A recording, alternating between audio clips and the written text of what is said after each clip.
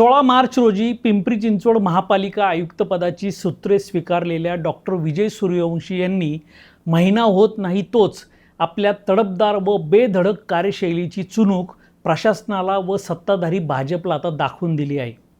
मागील काही दिवसात त्यांनी घेतलेल्या महत्त्वपूर्ण निर्णयांमुळे पालिका अधिकारी व कर्मचाऱ्यांचे धाबे दणाणले असून सत्ताधाऱ्यांचं किती ऐकायचं व काय ऐकायचं हे त्यांनी अप्रत्यक्षरित्या आपल्या कृतीतून आता दाखवून दिले आहे। प्रभाग क्षेत्रातील अनधिकृत बांधकामाला जबाबदार धरून काल आयुक्तांनी संदीप हजारे व शेषराव अटकोरे या स्थापत्येच्या 2 इंजिनियर बाबूंना निलंबित केलं व प्रभाग अधिकारी तानाजी नरळे यांना कारणे दाखवा नोटीस बजावली।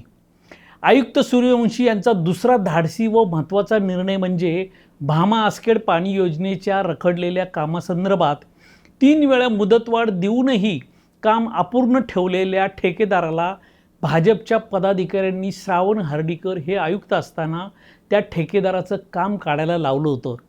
पुढे नंतर मात्र पदाधिकाऱ्यांचा मूड बदलला आणि नवीन निविदा काढल्यास वेळ जाईल व खर्च वाढेल म्हणून जुन्याच ठेकेदाराला काम करायला सांगावं असा सूर त्यांनी आळवला।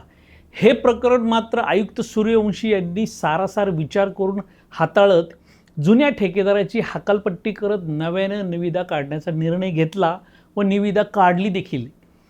शहरात सर्वत्र वाढलेले वायू प्रदूषण, धुळीचे लोट यास बांधकाम करणारे बिल्डर तसेच खाजगी व सरकारी ठेकेदार यांना जबाबदार धरत 10 वर्षापूर्वी राडारोडा उचलण्यासाठी पैसे आकारण्याचा जो निर्णय महापालिकेने घेतला होता तो अंमलात आणत आता यापुढे राडारोडा उचलण्याची जबाबदारी बिल्डर व ठेकेदारांवर निश्चित केली।